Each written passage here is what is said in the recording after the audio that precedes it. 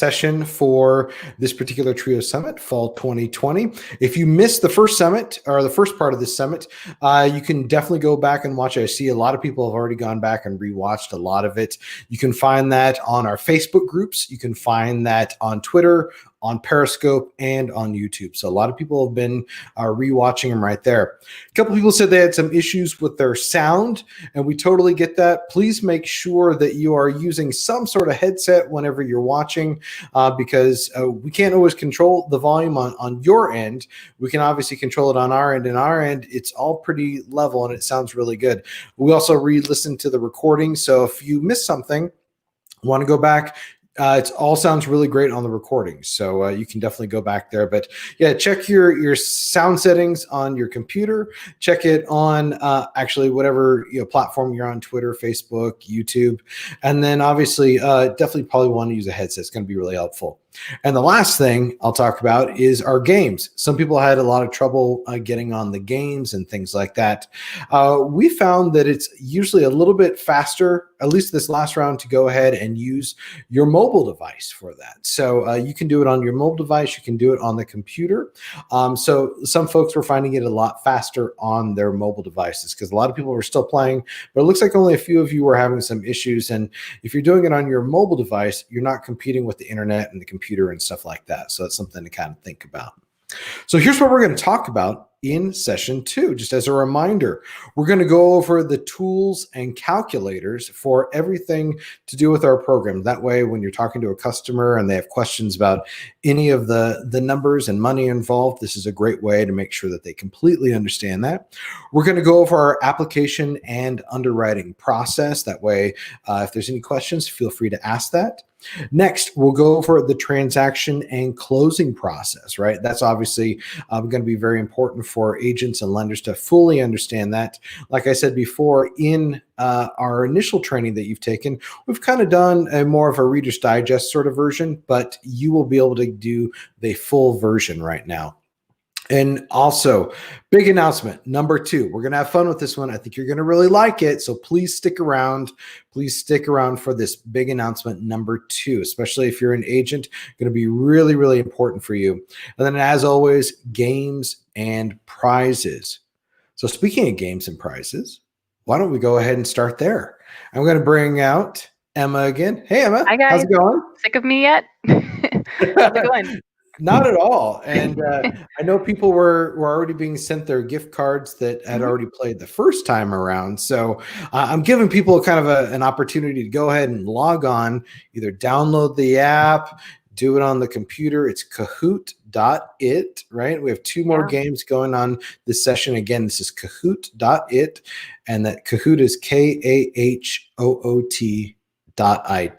Okay. So why don't we go ahead and bring out the game? Let's do it. All right. Let's see here. There we go. Ooh. Oh, this is a little bit more spooky music for Halloween, huh? For October. Yeah. There you go. All right. So the pin for this is 869-0467. 869-0467. Please put your full name in there. I see a lot of people in the room right now. You better be playing. Come on. Come join us and play. Jimmy's here. Antoinette's here. Love it. Love it. Kelly, fantastic. Kelly, where are you today? Are you in California or Arizona? Donica. Maria's back. Maria's back. Maria's going to try to wipe everybody out again. You know, she's won twice in a row. Rob Hernandez. Nice. Rachel Green from Friends. Colleen. Fantastic. Nick, we have slots for 7 more people. So nobody in the office. Don't do it. Oh, looks like somebody in the office did it. Soleil, you're disqualified. Crystal. I wonder who Hank is. Yeah. I wonder who Hank is. Do we have a picture of Hank yet, Emma? On my phone, yes. Do you want me to show it, or is that? We'll Hold it just up. tell everyone who Hank is as we're Yeah. waiting for 5 more slots, Mhm. people. So I did just get a dog a couple days ago. He's a English Mastiff, and he's ginormous. So his name is Hank, which is where that's coming from. Hank the Tank, and he is Mhm. a rescue. So Mhm. Yeah. absolutely love that. Great job, Emma. Thank you. All right, 4 more people. Lydia, I love to see that. Come on, guys. 869-0467. All right, you got 10 seconds left, and then we're going to go ahead and shut this one down. I guess All no one right. wants free money. Nobody wants free things. Yeah. Nobody likes free things. All right. All right. Should we start? Uh-oh. Oh, we got one more? Yeah, let's go ahead and get started here. Why not? All right. You want to Trivia. start? Why don't you start? Okay. Which company does Trio require for home warranties? Red, none, it's up to the customer. Blue, BPG home warranties. Yellow, American Home Shield. And green, Fidelity National Home Warranty. And we did make these a little longer, so it should give you guys some more time to answer to them.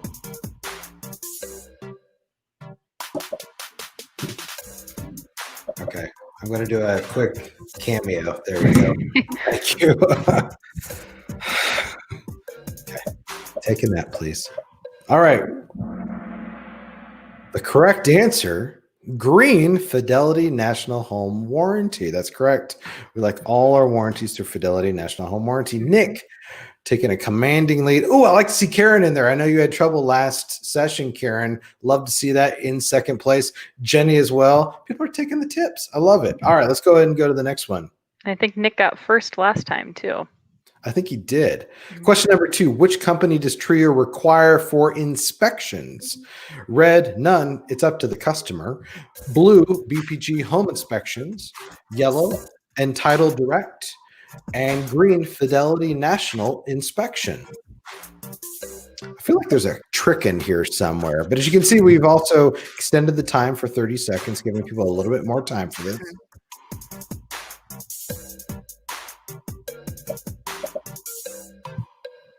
Who's it going to be? Nice job. Nice. Okay. All right. Who answered red? Out of here. Kicked out of the Facebook group. Well, it clearly wasn't Nick or Karen. So there you go. I'd love to see that. Uh-oh. A lot of people. Antoinette, moving up. Love to see it. All right. Next question. Awesome. Where on Trio's websites can you find the home price calculator? Red on trioresidential.com or blue on ThinkTrio.com?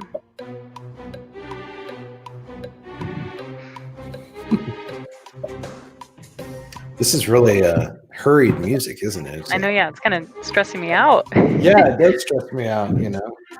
And there's only 2 answers. It's not like I have to read a lot.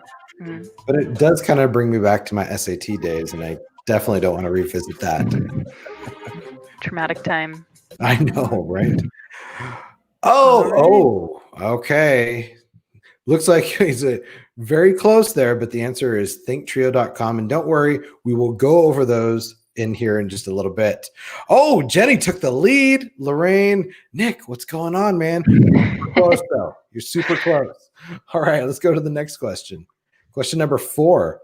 What are agents required to do after closing and at move-in? Red, high five your customer, lender, and escrow officer. Blue, coordinate move-in and collect commission. Yellow, hand off keys and move in. Or green, hand off keys, complete move-in walkthrough, and coordinate the move-in process. It's a lot of answers there, a lot to read. I think it's the high five. I don't know about you. That's what I thought too. And 2 other people did too. Oh, no, never mind. Nobody thought the high five. Yeah, never mind. My bad. But you can still high five your customer when you're done with the process and the home passes the inspection, right? All right. Nick taking a commanding lead again. Ooh, yeah. 300 points above everybody else. All right. Next question here. Question number 5. What is the option price for a Trio customer if they make above $60,000 a year? Now, this was something we changed right around the beginning of COVID. So hopefully you guys were kind of paying attention. So what is the option price? For red, is it 4% over cost per year? Blue, 1% over cost total. Yellow, 1% over cost per year, or is it just $4,000 over cost? I think it's going to be yellow or blue. I don't know about you. Oh, split 50-50 there, but the correct answer is 1% over cost per year. Now, if the customer makes below $60,000 a year, it would be the blue answer. All right, Nick still in the lead. Love to see it. Karen coming up in second place. Good job, Karen. All right, next question. Who is the legally procuring cause that produces a buyer for all homes financed through Trio? Red, Trio and its affiliates. Blue, the seller. Yellow, my customer. And green, what is a procuring cause? I think it's green. I know, I definitely had that question.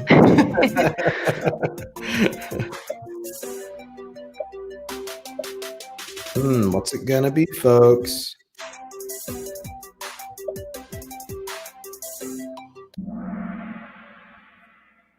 Nice job. Nice job, everybody. Love to see that. All right. Should we do the last question here? Take it away. Right, last one. This is a fun one. Which city is furthest west? Los Angeles or Reno? Two options. Which one's furthest west? Why isn't Honolulu on there? Like, seriously, right? Oh, yeah. Yeah. Alaska. Oh, we unfortunately don't cover Honolulu, but we do cover Los Angeles and Reno. So which one?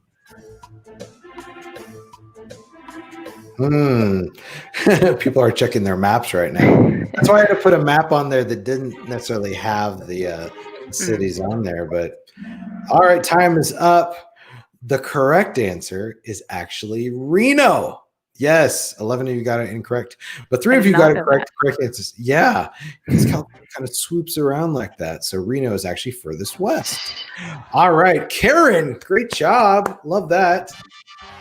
Lorraine, perfect. Who's going to be number one? I can't hear the music anymore. Nick again. Nick, great job. Great job. Also, honorable mentions to Antoinette and Kelly there. So thanks, guys. We'll send your gift card here shortly. Emma, thanks so much for taking care of that and for playing along with us. Appreciate it. Of course. Thank you. Right. Bye, guys. Bye-bye. All right, guys, we're going to go ahead and switch focus and start talking about everything we talk about: tools, calculators, applications, everything like that. So we're running a little bit behind, as Patrick has already informed me several times. Oh, hi, Patrick. I didn't know you were there. Well, I just wanted my time in the, on air with you. That's all I was. That's right. He's just eager to get on time. Yeah. So as with me, as always, if you guys have joined us for the Friday Trio Talks, you probably recognize Patrick. Patrick, how are you doing today? I'm doing great. And Aaron, did you know that today I was informed is National Talk Show Host Day, which is kind of what you're, I feel like you're kind of what I'm doing. I'm exactly. That vibe today. I need to be like Phil Donahue and go run and jump on the crowd and, try to get the answer and stuff. So some of you don't know who that is. Anyway, but we also have Lindsay with us as well. Lindsay, how are you? I'm very good. How are you, Aaron? Good. You can't tell, but they're actually in the same building, just different rooms. So different floors, different rooms. I appreciate you guys joining us today. And since not everybody is maybe joined a Trio Talk or I've had the opportunity to talk with you before, I just want to make sure you guys do the proper introduction about what your roles are and stuff. So Patrick, why don't you go ahead and get started? All right, I will make it very brief. I'm one of the managing directors here and been around for a long time. My primary role among a lot of different things. Had his birthday. That's what he's talking about. Yeah, exactly. My primary role among a lot of other things that I do is around the transaction process and pricing and just making sure that our transaction flow goes well and interacting with our governmental partners on top of that. So those are kind of my primary focuses on a day-to-day basis, if you will. And fantastic. Yeah. Hi, I'm Lindsay. I've been with Trio almost 4 years, which is great. Feels like it's been just a minute, so it's flown by. But I am primarily managing both our processing team and our transactions team. So most of the people and the folks that you're communicating with every day, those are all my team members. So I'm excited to be here today and talk a little bit more in detail about what we do here all day and how we work with you. So if you've ever closed a home with us, you've probably talked with one or the other or both of these two fabulous people here. So we have a lot to talk about today. So I'm going to go ahead and bring out the agenda. Who wants to go ahead and get started here? What are we going to cover today? Well, we've got a nice laundry list here of items that we're going to go through with you guys. So we'll hopefully get through it all. But the initial focus is going to be around how to get started with us, working with the customer application and approval process. And Lindsay will take you through a lot of that in more detail than what you're accustomed to probably seeing. We'll take another break, and then we'll get into the last hour of making an offer now that the client's been through application and approval, and that you're all set up with them in the system appropriately, going out and making an offer on a home, and then the closing steps and timelines involved, just to reconfirm for you all, what's involved on our end and how we're working together to help the customer get to the finish line. And we'll talk a little bit then further about our preferred partners, our Trio preferred agents and loan officers that are working with us and that are joining our teams every day. And then, as Aaron alluded to earlier, our big announcement. So I won't add any more to that until we get to that point, but I think you'll all be very appreciative and like what you hear on that. So I'd encourage you to stick around at least till we get through that. So then that should wrap it up. We're going to cover a lot of ground in a short amount of time, and you might want to go back and listen to some of it, on the recordings later. So I would probably encourage you to do that. I just remembered why you're pushing me on time, Patrick, because Patrick actually has to catch a flight. So I don't want to waste any more time. So why don't we go ahead and get started here? I'll let you guys go ahead and take over, and I'll just try to keep you guys on time. How about that? Yeah. Well, thanks. Well, so to start with, we just wanted to restate what are the two primary websites that we often will send you back to or guide you towards. Well, for customers, it's the ThinkTrio.com website. And a lot of what we're going to go through, for those of you that have gone through training with Aaron, some of this is going to be repetitive for sure. And for others that have never gone through that or haven't quite yet gone through that process, this will be very informative. But the customers, their focal point is ThinkTrio.com. It's where they make their application. It's where the videos and everything else exist. The calculators, like we showed you earlier. And then for our agents and lenders and other professionals, our trioresidential.com website is, again, we're going to get into some of the application tools that you need to be alerted to, or for those of you who've already used them and you'll know, but like uploading contracts and how do you refer a customer properly will be on the Trio Residential site along with all of our forms and whatnot. So with that, let's talk about why is Trio a great tool? And, you heard this morning, a lot of those reasons from, the practitioners that are working with us, from Daryl's videos as well. I know Aaron you talk about this all the time when your trainings and your educational seminars with people. But in a nutshell, the industry benefits are fairly obvious in our side. But look, it's a new financing product. And it's not just a new financing product. I think if you ask Daryl and I, we would tell you it's not so new, but it's evolved over a lot of years. This isn't something that was just concocted a short while ago. This is something that has evolved through trial and error and just, improvement. Several cocktail napkins worth of ideas. We're constantly, and we're in the middle of another huge improvement that we're excited about that we hope to launch later, if the first of the year as well. But look, there is no better financing tool as a bridge to home ownership out there for the customer than Trio, period. And we've proven that. Demonstrated that our 80% plus success rate of conversions for people using our program to get into home ownership is unheard of in the industry. So by using our program or associating with Trio, you're tying into a proven product. This isn't some new concept that you're rolling the dice on. There's factual evidence behind our program here. It is proven that we help you increase closings. I think Sonia's comments earlier were a good indication of that, as were the others. Reaching new customers, I think working with our title companies like Don talked about is a great tool to use and work with the parties that like their lenders, your mortgage officers, and bring them in.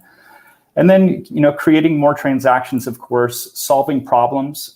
When you hit a loan denial for our LOs out there, Trio is a great backstop. Or from an agent standpoint, if you're, struggling, you've got some people that are kind of on the shelf, you think they're near quals, not quite ready. Well, they can be ready potentially, at least take a shot and see if they're ready. And Lindsay's going to go through a tool that we often will push you to at least explore before even submitting an application for the customer. The loan denial I mentioned, and again, you're earning your commission up front. This isn't something that you have to wait, a year, 2 years, 3 years later to get paid. You do get paid when the transaction closes, like on anything. And quite honestly, it's a way to really help build your community out and help the people that need that assistance and can step in and lock into a home today and benefit from those home prices continuing to go up and lock in some of that equity opportunity from increased home pricing, and not have to sit on the sidelines and just watch this all continue to go past them where they feel like they can never be successful in buying a home. So all of those things are all applicable for our program, and why we're so excited about working, with Trio and with you guys and with our customers. And in terms of our process, we try to really simplify this for you in terms of 10 steps. It's really no different than any other home buyer experience as far as, the customer's got to get it pre-approved. That's the ideal way. So they have a indication of what they can afford, and then they can go shopping with you to find a house. And after they get that approval, and you make that offer with them in their name, with our assignment addendum involved. We'll get into more details on that again as we go. And then proceed with a home inspection. If it's a resale home, new construction, you don't have to do that at that time. Customer signs their lease. Then we'll assign that over to Trio, and then we'll open our file with our lender, order the appraisal, and proceed to closing, hopefully, if the appraised value supports that purchase price negotiated. So again, once we take over that contract and apply to our lender, the only thing that can cause a hiccup in the transaction is a bad appraised value. And we've had those, and we work through those together. So we've had a couple cases recently where we've been able to do that and submit some better comps than were initially found by the appraiser, and we were able to get that adjustment when needed. And then finally, we close the home and the purchase of the home, and the customer is able to move in, and you're able to walk them through, give them the keys, and everyone's a happy camper at that point. So again, that's a simplified process. We're going to go into some details behind all of those steps as we go forward in this afternoon. So again, that's the high level. I'm going to let Lindsay take over for a little bit here and now talk about the consumer side of this and giving us some tips for starting with the Trio customers and how that works for the customer, and quite honestly, how you should be aware of how that works so you can help them. We find that the transactions where they have the assistance from their agent and from perhaps a loan officer that had been working with them, they have a much faster and successful time of getting through the application process. So Lindsay, I'll hand it over to you and let you kind of walk through this part for us. Okay, no, that sounds good. I think a lot of times when both customers and agents are hearing about us for the first time, their question is, okay, well, where do I start? What do I do first? And I think one of the tools that we have on our website, the self-assessment, is really wonderful for that, especially for the customer. But you as an agent, you can also use that with your customer to get a better understanding of kind of setting those expectations and kind of where to start, what's the baseline, before you even go through and either help them submit an application or as a customer submitting an application. So the next 2 slides will kind of just talk us through each one of those, and it'll show you actually what those look like. So the self-assessment, it can be found on that ThinkTrio.com website, which is primarily focused for consumers to use for their application and for tools and more information that's mostly applicable to customers. But the self-assessment is really intended to be a quick baseline before you submit an application. It asks you up at the top about our base qualifications, which are actually, also highlighted just above on our website as well. But, minimum credit score, is it 580 or above? Can I verify and document that I've made 24 months of housing payments on time? Can I verify that I have at least $3,600 in gross monthly income per month? Because that's important, not only that you have the income, but that you can document that income too. And that's okay. We can help work with that. If it's cash income, maybe that customer is receiving, we just want to make sure that you're actually depositing that into the bank account, and we can verify it that way. And then also just making sure that you have some cash in the bank. Going through a Trio contract, we want to make sure that you're able to pay your upfront costs and pay your lease payment on time. And part of that is just making sure that you have a little bit of cushion in the bank to get through that. So you'll fill out that top couple of steps on the base qualifications. And then down below, it actually gives you an option to put in what your income is, and some of those debt obligations that are common for our customers to have, and estimate a payment and a home price along with that. So you already kind of have a ballpark idea, as long as the information you're putting in is accurate, before you've even gone through and submitted the application. And really, the self-assessment takes you all of maybe 30 seconds to a minute to fill out. So it's a great way, especially if you're an agent or a loan officer and you're meeting with that customer for the first time. This is a great baseline tool for you to use before you go through the process of submitting an application. And I think we should point out, Lindsay, that this was a tool that was requested by agents and lenders, right? And so, and I always get the question, hey, I wish you guys had some sort of self-assessment. And I'm like, we do. We do have it, yeah. And it's, as you can see, it's very simple, really easily. And obviously, if yes is answered to everything, then move on to the application, right? Yep, you got it. And so what's great about our application, that's found on that same website, so you're staying all in the same spot. It has really basic questions that it's going to ask you that I think, especially for loan officers, you'll find very similar to what you're seeing on your application. But it also is important because it allows you to allows a customer to give access to the agent or the loan officer, or, a spouse that might not be on the application, or somebody else living in the household that might not be on the application, give authorization to talk about that application and the information that's on there, and get copied on emails that then as you go through the application process. So again, once you get through that, you submit that, you'll receive an email confirmation. And then the next steps after you get through that initial application are just working with our team.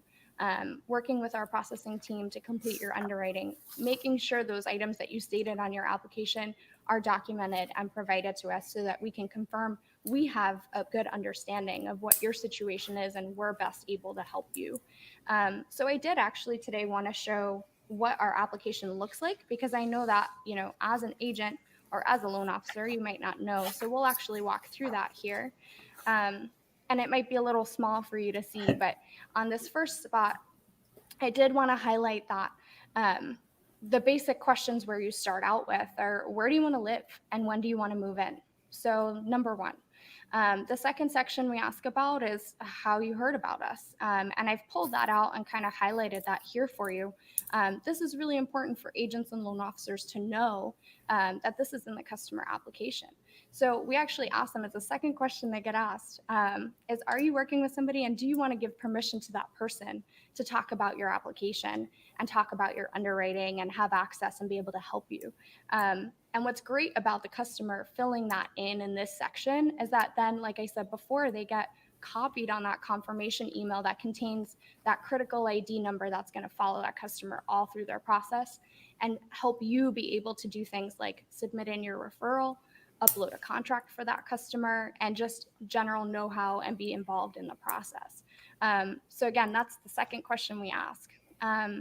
Further down below, we're really just asking for contact information for that applicant. And then we'll move through employment. Give us the name of your employer and roughly how much money are you making? Roughly how much are your monthly household expenses? And do you have any funds available, in your checking or savings account? And what's the total of that amount?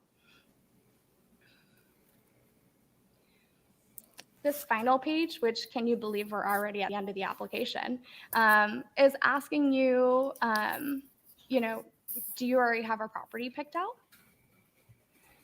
In that case, you can fill in that information there, and it just gives our processing team a little bit more information in being able to look up that property real quick, look up that area, and have a better idea of what do the loan amounts look like in that area. Is that something that's realistic for your underwriting for the home price that you're looking at? So it just gives us a more well-rounded idea if you already know what area you're looking in. We do ask in the application that our customers have some knowledge of generally what their credit score is. Of course, we are going to pull a credit report, but it is a soft inquiry credit report that doesn't impact their score when we pull it. But we do want to see, do you have a ballpark idea of where you're at in terms of your credit? And then finally, just down at the bottom, similar to any other application you're going to fill in, or, accepting terms and conditions. You can click over and read through those if you'd like. But then once you sign and submit, all you're really doing is looking out for your confirmation email, and then you can start uploading those documents that are required for us to make a decision on your application. And something I want to note, and I think Sonia had talked about it earlier this morning too, and I jotted it down because it was so great. But she said that she actually sets up a phone appointment with all of her customers and collects their documents from them and then helps them to upload it as soon as she receives that confirmation email that they've submitted their application. So what's great about that is it just helps expedite the process. It's another set of eyes on that application and on those documents, and it just helps her have a better understanding of how to help us and help that customer too. Because what we're looking at is the whole picture. We're not just looking at what your income was the last 60 days or, what your that you had a bankruptcy, but we want to know why maybe you filed bankruptcy and how you've recovered from that bankruptcy. If your score is slightly under 580, okay, but let's take a look at why and what steps you're taking to recover from that. Or you changed jobs. Why did that happen? Let's talk about that. What does your situation look like now? So I think you will find during our processing and underwriting, through that process and working with our team, we might ask you more questions than you might get on some other applications. Or we might ask you, hey, could you put that down in a letter for us and just upload that so we have it on file?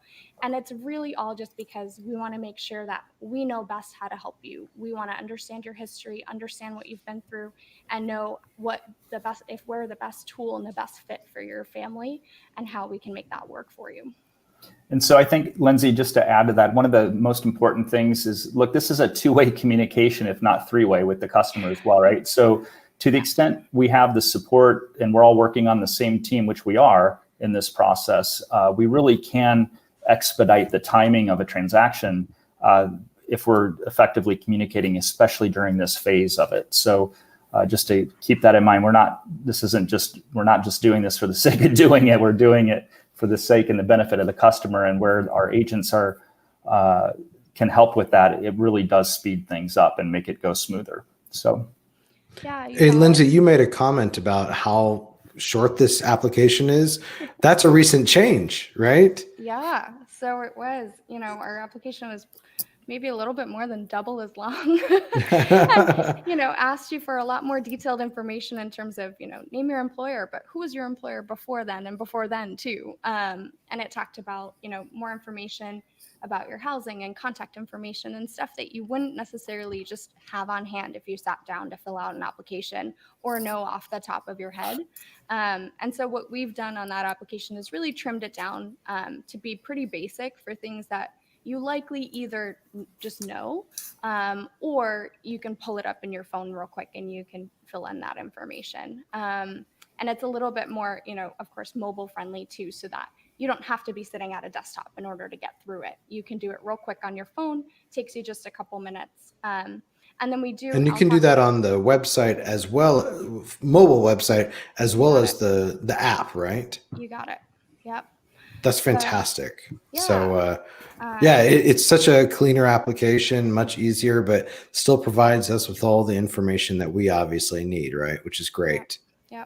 Yep. No, you got it. And I think one of the big changes that came along with that, and we'll talk about it in a second too, is our portal, where you can actually go in and then fill in some of those details again later.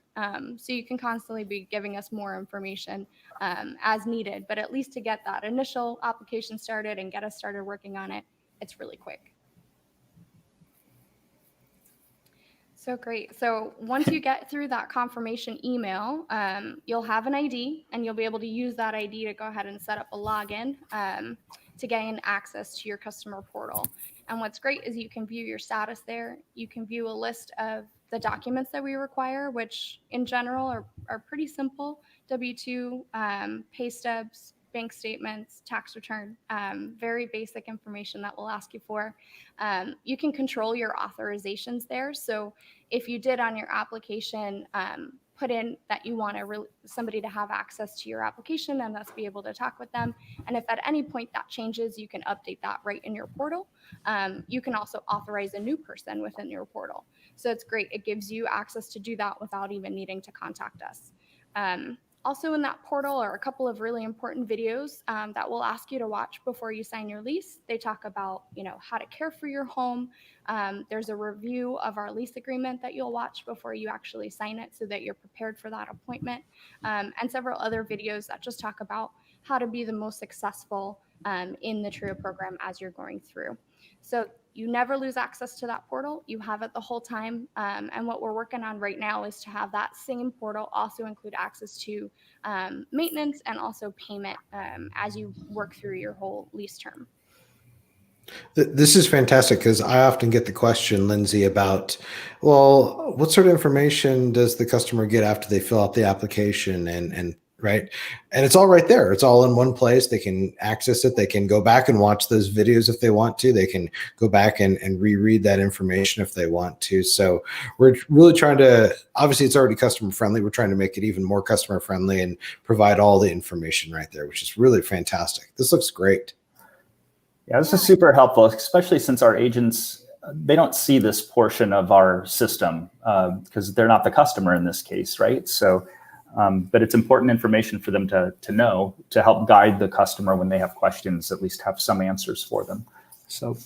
Yeah, you got it. And Aaron and Patrick, you guys have both touched on, we're constantly making improvements and we hear things when you suggest things and you ask us to do stuff. And so we're constantly building out on all of these tools too to make them more effective, which is great.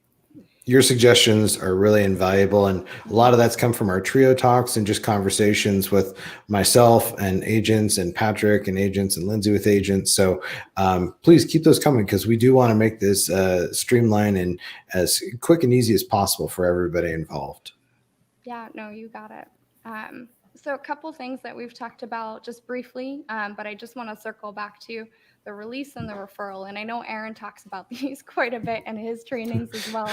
We talk about them on the phone all the time.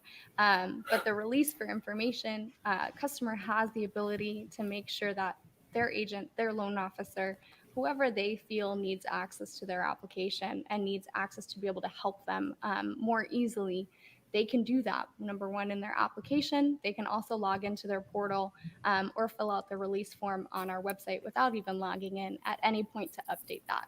And what's great about that is it gives you access to all of the emails that go out to that customer. So you're actually copied on those.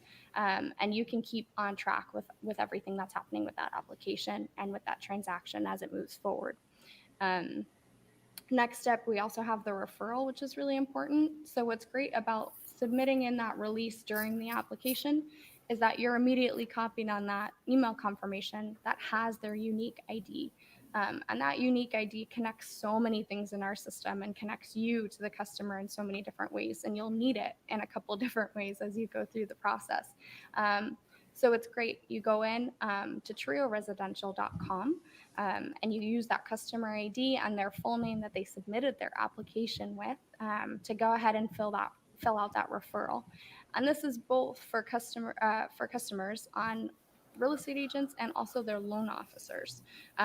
So especially for loan officers, we want to make sure that if you're signed up, as a lender and you're sending over those referrals, we get that set up appropriately once you're, in contract and in a transaction. We don't know that unless we have a referral in the system. For pre-approved customers, we don't know that you're working with an agent necessarily unless your agent submits in that referral for you and says, hey, this is, I brought this person on and I'm going to help them find a home. So we can help that customer find an agent, but if you're already working with them, we want to know that so that we can work with you and help you, make that transaction successful. Exactly. All right, now the big stuff, things everybody's been wanting. Calculators. Who's going to take it? Calculators. All our tools. I'll start, and then Lindsay can help pick up where I make it totally confusing for people. There you go. But I will admit, this is probably one of the biggest points of contention that we sometimes have with our agents in terms of not completely understanding how to work with these with this tool. So we thought it would be important to really take a step through this in a kind of a linear fashion and explain how these calculator functions are set up in our system, and then how to work with them more effectively, so that when you do have a customer who, in the case of, let's say they've gone through pre-approval, as Lindsay just walked us through, and they get a letter back from us to say, congratulations, you've been approved. And that typically is going to give them a dollar figure for a lease payment that they've been approved for based on the information they've provided in their application on income and whatnot. And so in this case, I think these numbers may be a little bit difficult to read for some of you, but so I will kind of walk you through what they say. But on the top left is our payment to home price calculator, and you can find these on our websites. So on the ThinkTrio.com website, as we talked about earlier, if you scroll down on the homepage, there's a big, huge button that says calculators, and that kicks you into our resources where you can find these. So the payment to home price calculator, in this example, the client received an approval for $2,330 in terms of their lease payment. And what that equates to in the calculator, if you put in that figure in the blue line there on the top left, it's going to kick out a estimated home price value of about $300,000. And so what's important to know about our calculators, they are based on a default figures that include a 1% property tax rate and $0 for HOA. So as we move into to the right side of this screen, and we see the home price payment calculator, and this is typically where I'll drive people when I talk to them. And here, if you input in the home price of $300,000, again, based on the defaults, it's going to give you that tax number at 1%, and it's going to show you that estimated price lease payment, and that's going to match the other calculator figure that we just walked through. So you can see that these are all linked in our system with the same baseline default data as a starting point. So as we go into the next slide, we're going to now manipulate those a little bit for, I found a house, or what is the correct property tax rate in the market area where my client is interested in this house. And so we can see here on the left side, $300,000 home. It's the same information we just saw. Default rate, you're at a $2,330 payment. So on the right side now, we're going to make some adjustments. And I know in this case that the homes in this neighborhood have a property tax assessment at 2.5%, not 1%. So I'm going to go into the property taxes. I'm going to make that adjustment based on a 2.5% tax rate. And that's going to kick out a number that's higher than our default at 1%. So simple math. And then on a $300,000 home at a 2.5% tax rate, we're going to look at a monthly payment of $2,750. Well, that's significantly higher than what the client's been approved for at $2,330. And so I think where we've had some questions and some struggles with some agents is not understanding how to work with these tools effectively like this. And so they go off of a rate that isn't accurate for their neighborhood and their market area. So now that we know that we've made the adjustment for taxes, and I'm going to assume there's no HOA in this example, or it would increase that payment even more. So let's go to the next screen now and see, well, then how do we find out what the customer, $2,330 at that 2.5% tax rate, what is that really going to afford in terms of home price?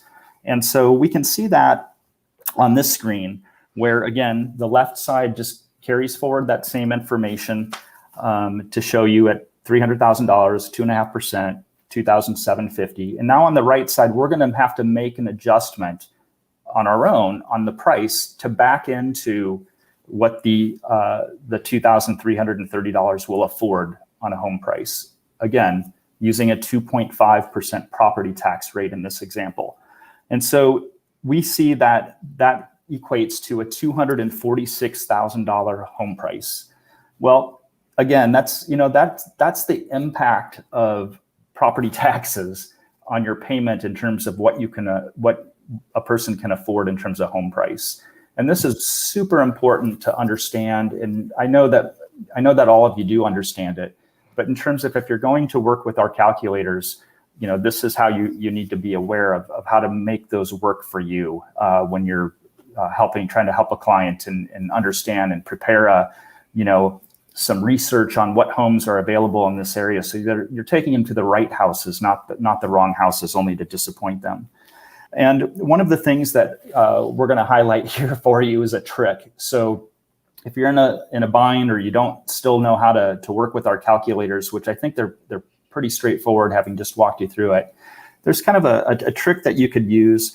And if you use a 4% interest rate and you figure out a mortgage payment, so you add in taxes and insurance and you add an FHA loan, mortgage insurance premium, that's what we call the PITI plus the MIP for the acronym lingo there.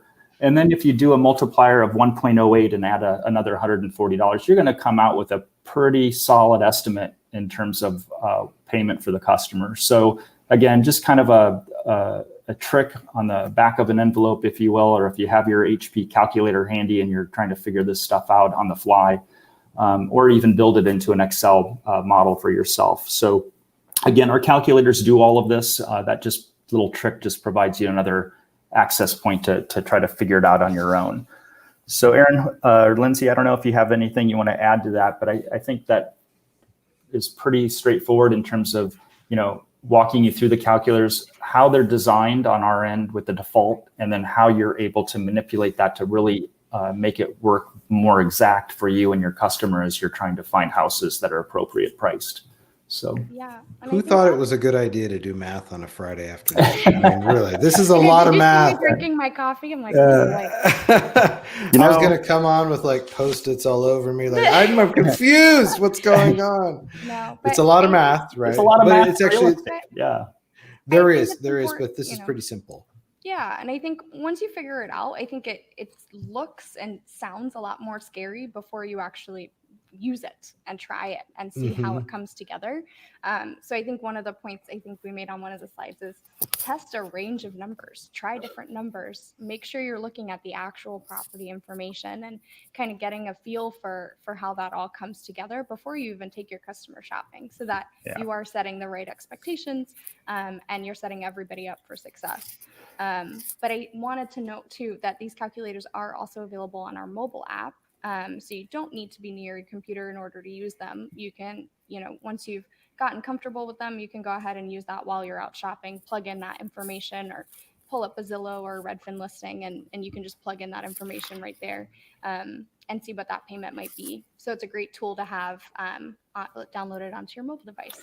And I think one more thing is that Lindsay might want to just touch base on is, so the customer side, again, when they make their application initially, they're going to get an approval letter that is going to reflect a lease payment that they're approved for. Yeah.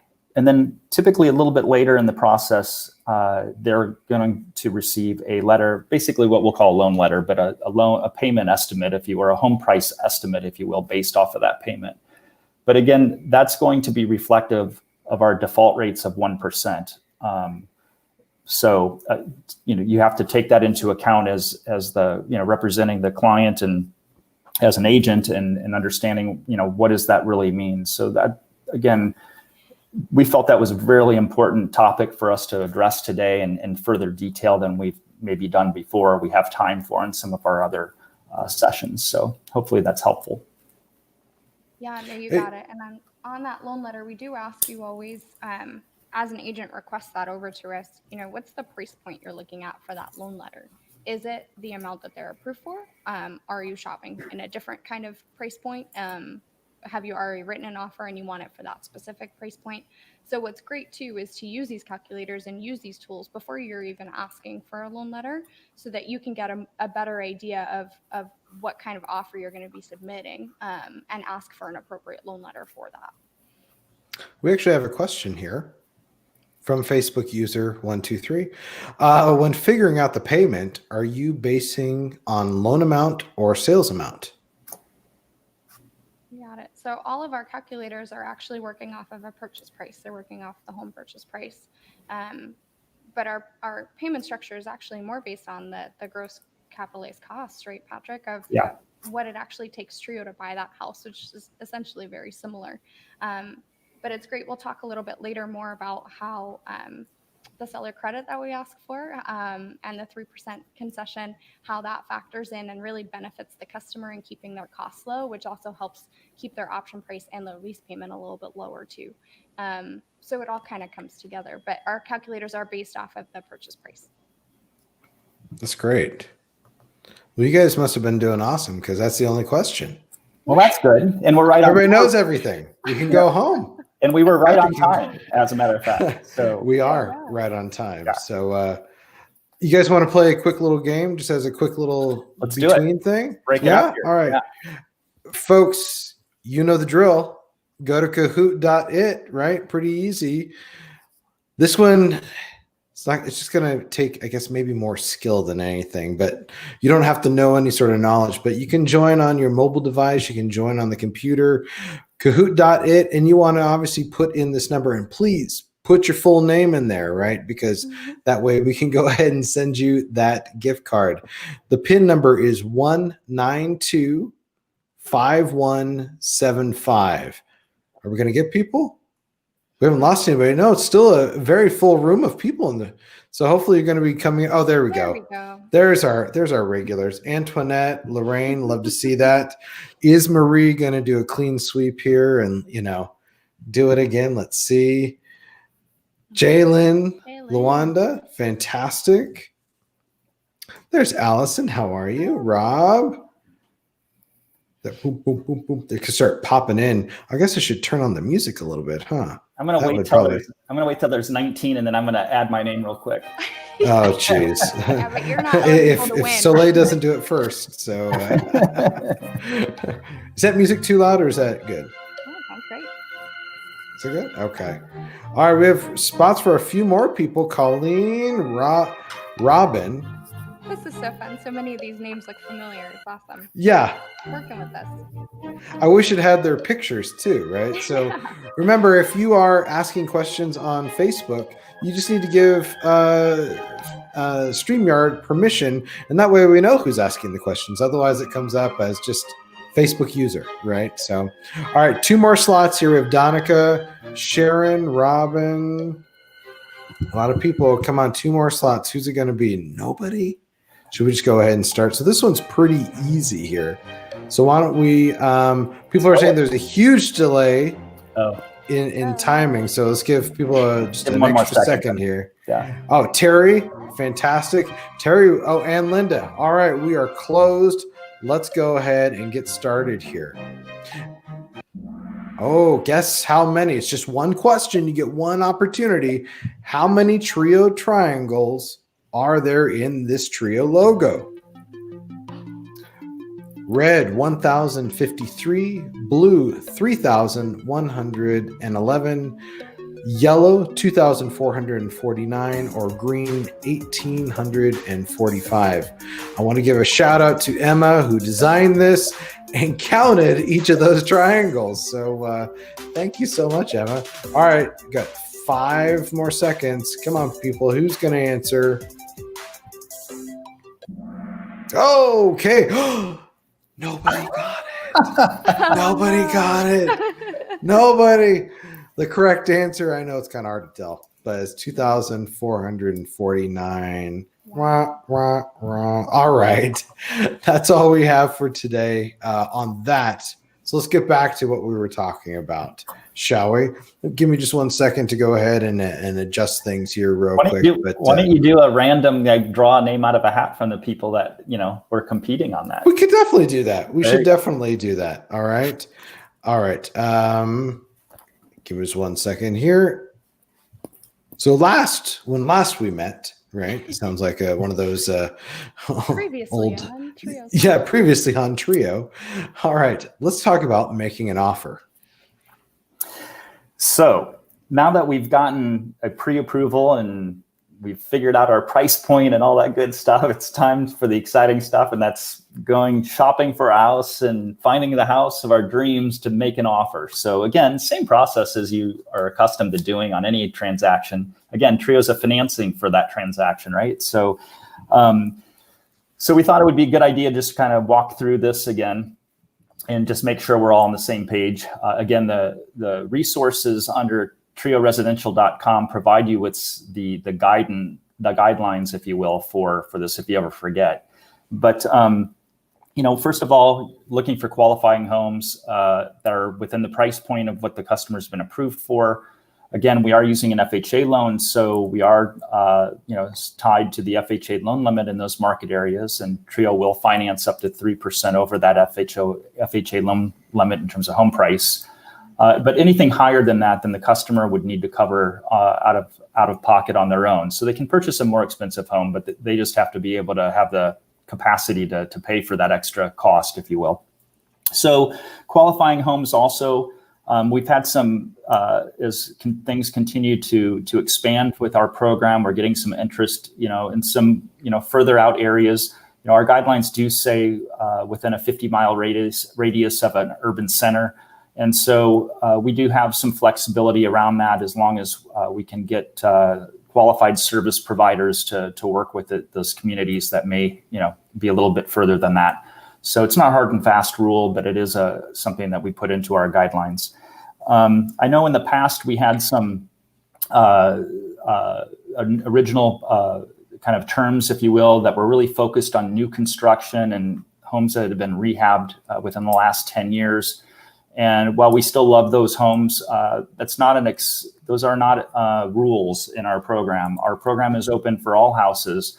But again, the most important criteria around the older homes is they do have to get through an inspection. So we're not financing houses that need just a ton of work unless we were to use a 203K loan, which is a viable option for us on the financing side. To do that, though, we need a little bit, you should include a little bit more time in that purchase and sale contract when you're writing an offer to allow for the additional time needed for getting the inspections and the bids and everything that go associated with those improvements on on a 203K loan. But by and large, we're using a 203B FHA, standard FHA loan is what you're going to have in that offer.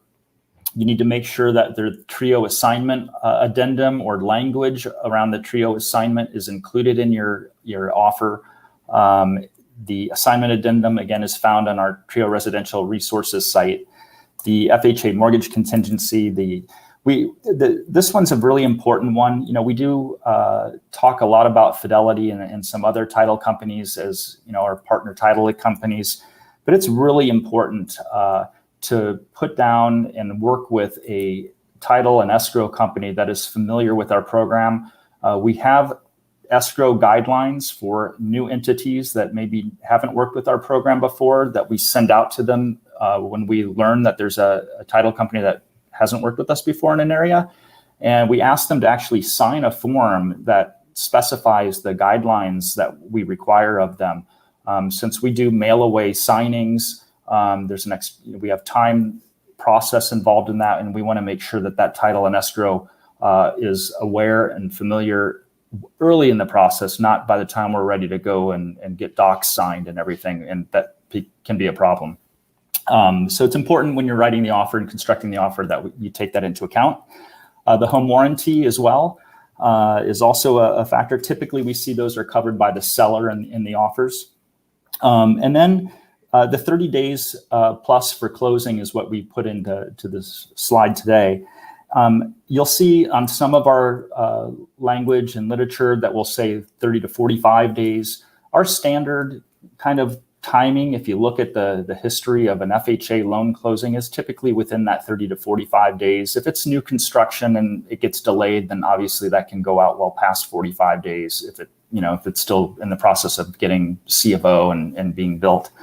But otherwise, we can close faster than 30 days. And where you do have perhaps a short timeline with a seller in a competitive market, we do allow for you to request for an expedited process in terms of our being able to work with our lender earlier in the process, but we ask that the customer does have to pay for the appraisal up front. We charge there's a $600 deposit for that in order for that to happen. So we won't do that unless we're asked, but that is available to you. So just so you know, if you're in a market where you have to compete with a shorter time window than 30, 35 days or 45 days or whatever 30 days, whatever the number may be, that is an option for you to work with.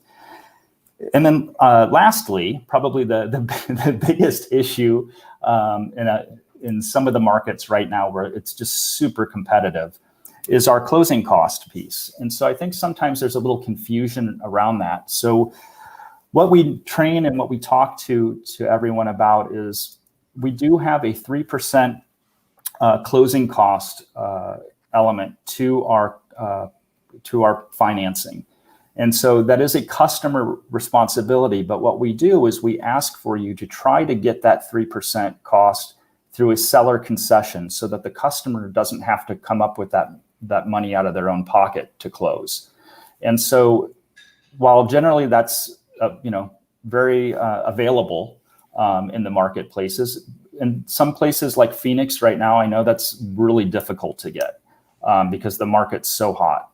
And so what we've done on that front too is in certain cases where we've now created a financing through our company that will be able to finance up to 2% for the customer of that 3% closing costs. So if you can't get any from the seller and the customer can't cover all 3% out of their own pocket, they do have the ability to finance up to 2% of that. And so we do that with a 8% interest rate. It's a note.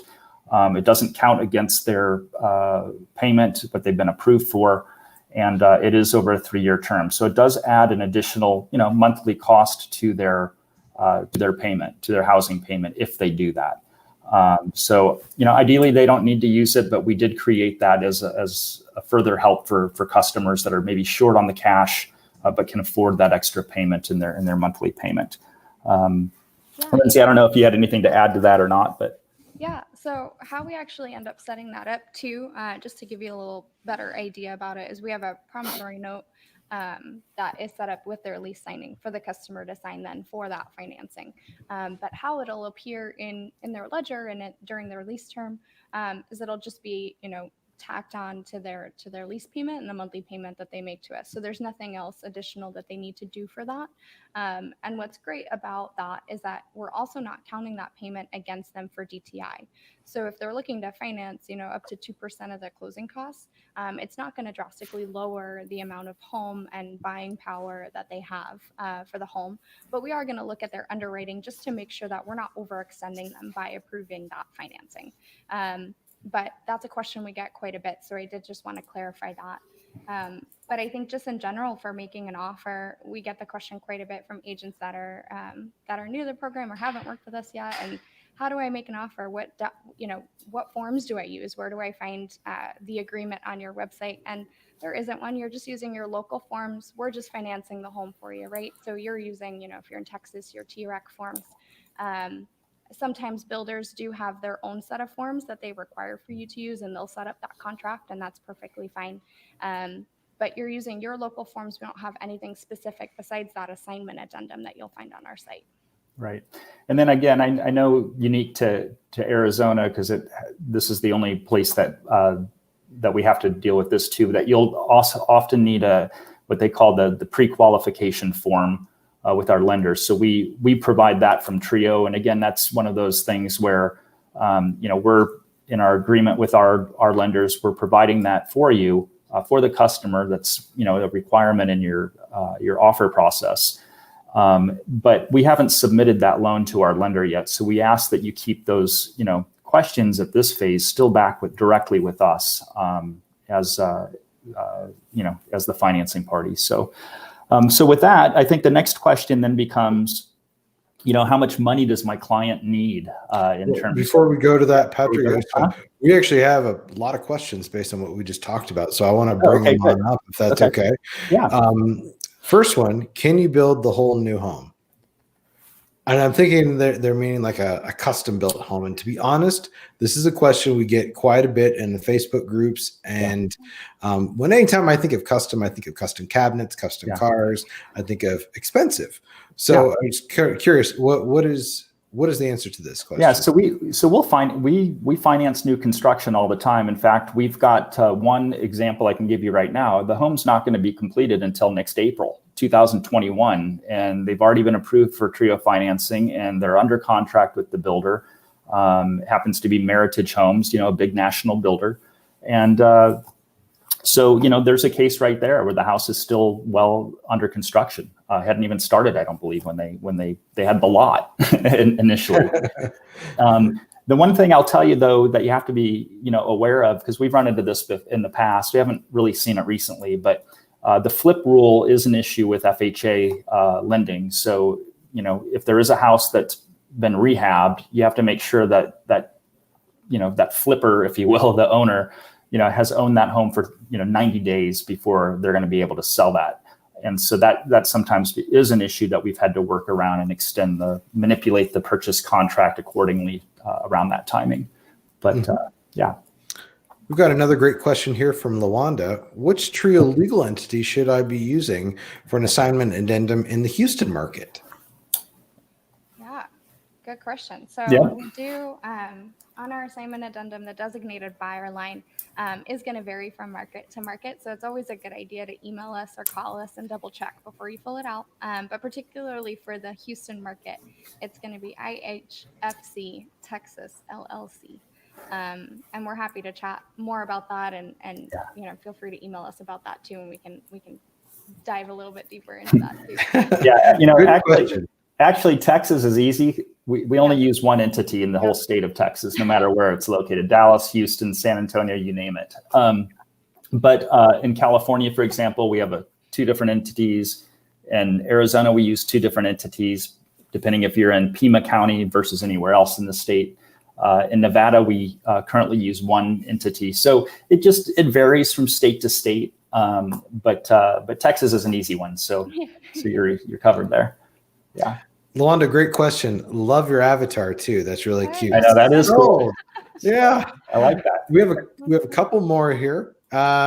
Have you thought about contracting with a builder that will build to requirements of the program and guarantee the contractor the clients or purchase for your clients?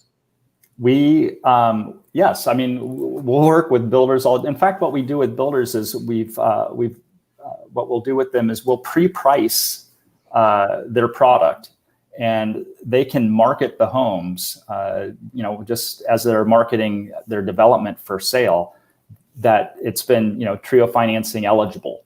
And we'll provide them with the pricing based on, the base pricing of their spec, homes, and, work with them. In fact, we'll market those homes in our system as a TRIO ready house as well, and try to direct, help drive some traffic to that. So we love those opportunities with builders when the builders understand, how our program can really, help accelerate their sales from that standpoint. So I think Sonia talked about that pretty effectively this morning. So if you didn't get a chance to watch that, she was about 20 to 25 minutes into the first session. Go ahead and watch Sonia Renteria. She's working actively with home builders in the Houston market and doing really, really well. We have another question here. Does it change the amount they qualify for because of DTI? It sure does. So on our underwriting, we have a 38% maximum DTI of their income that we're looking at to qualify them for. But part of our underwriting also looks at their debts. And so we have a 50% maximum on the back end, which means for their debts and their income, it can't be more than 50%. So if that customer has, a big car payment or has a couple credit cards or, what have you, then that will impact the amount of buying power that they ultimately will have with TRIO. And I know we were going to, I think we'll address this a little bit later too, but one of the things where just to point out is where customer may have already applied for a loan and got denied. What we are able to do with that lender is to have them transfer with the customer's permission that application they've already filled out, and they can send that information over into our system basically for an immediate review and either approval or flags of what needs to happen if it were to get approved. So again, those are some things that help speed up the timing of the process where you're already maybe down the road under contract, and then you find out you get denied on the loan, and then it gets shifted over. We've had that happen with some in a lot of different cases, but even with some builders, tying into that builder question a second ago, where the builders are familiar with our program, and the agent, they'll send that file over to us to say, hey, we couldn't get it through our captive lender, but we know TRIO's here, maybe they can get it done. So absolutely. Yeah. All right. So Patrick, why don't we touch upon the next thing you were going to talk about? Yeah. How much money does your client need? Right. So, again, this is the same process, just to, beat a dead horse here as far as the customer, when you're making that offer in the customer's name. So it's the same process as the customer's purchasing this home. And when they go under contract with the seller, you open up escrow, they'll have to pay the escrow earnest money deposit. We do end up crediting that deposit against their lease fees when those are due. You can see the lease fees. Those include, and this is all disclosed on our website as well, but the lease fees include basically four elements. One of those is waived when they're working with a real estate agent who's gone through and passed our exam and become TRIO preferred in terms of their status. The other items on the right side here, the home inspection on a resale home. Again, there's a form with a discount for using BPG, which we do require. And so if you order that form, that link is all online. There's 3% closing costs that I talked about before. And so, if you can get those covered with the seller concession, if not in full or in part, that's great. I mean, you can always ask for 4% if you're in a market where you can get it. So there's no magic to 3, but that's our magic, if you will. And then prior to move in, they'll have a first month's payment due. So that's it in a nutshell. I mean, those are There are some other things that can pop up in terms of other costs that may be unique to certain market areas. Like in Texas, there's an option fee on resales that's usually somewhere between $100 or $200. Sometimes I've seen in fact, I saw one today for a new construction where there was an additional closing cost being assessed by the builder that would be an additional, piece that would have to be covered. Other things that might come up in terms of on the lessee's, the customer's underwriting, is if we would require a last month's payment as part of that. So that could be another component in terms of a client cost on the front end, if you will. But otherwise, these are your base ones right here that I've laid out on the slide and that you're going to see on every transaction. But there are other items that can come up on a transaction-specific or customer underwriting specific requirements that are disclosed very early in the process. So it's not something that's a surprise. Yep, and we'll talk about where that fits into, where the customer gets a copy of that information once we have a contract, and we review that with them ahead of their lease signing, so they know where they stand and they know exactly what needs to be paid and when. But so now, okay, so you've written your offer. You've gotten it accepted. Seller's all excited. Everybody's ready to go. So now it's time for you to provide us that contract so we can start working on it and get it closed for you as soon as possible. So on our trioresidential.com website, at the very top right, there's a button for upload contract. It's right above the button where you submitted your referral earlier in the process. But you're going to upload 3 things with that initial contract upload. You're going to upload a copy of the executed contract, a copy of our Trio offer submission form, which is essentially a summary of that entire contract and property detail that you're going to fill out for us, and a copy of the CMA that you used in order to make sure that you're getting a good price, the customer's getting a good price on that home, so that we can review that as well. So those 3 documents, you're going to fill out a quick form. Again, use that application ID that your customer has that's still following you around, to make sure that that gets linked back to the customer, and we can make sure that we start working on that for you right away. As soon as you've uploaded that, you'll get a confirmation email from us, but then we'll go ahead and do a detailed review of that contract, of those documents, and put together an email summary for you of any questions that we have, any additional documents that we might need for our file, or to get that to lease signing and then get it to loan submittal as quickly as possible. So we do that within 48 hours. You'll have all that information, and you can start uploading that just as soon as you can to get everything expedited and moving forward. A quick tip I had written down that I wanted to share with everybody too. We see it oftentimes through our upload system. We use that because it's secure and it is a way for us to make sure that documents don't get lost in somebody's email. They don't get sent to junk. They go right into our system and we can review them and review them quickly. But sometimes if you're using a PDF fill-in form, the information that you plug in can get lost when you upload it, unless you've locked those fields by printing that to PDF before you upload it. So just a quick hint for you, if you are working on uploading that contract, you don't want to lose all your work that you've done in filling out that summary form for us. So I want to make sure you know that, and that you please do that for us before you upload your documents. And remember, any addendums that get done during the transaction, you need to upload those immediately as well. I mean, just it's all important. So. Yep, you got it. So I think the next slide actually just shows you a copy of that. After you click that upload contract button, what that looks like for you. It's really just a summary of your contact information, the customer's information, that ID, and then the property address, and then it has a couple fields for you to upload those documents into. And that way it all comes direct into us, our system. We get notified in our closings team, and we can start working on that for you right away. Perfect. Okay. All right. Ready? Here we Part go. 2. So we're gonna fly through this stuff. Okay, this is gonna take you through the closing steps and timelines, and as you can. Great. Look at all the things you've already done. So. Exactly.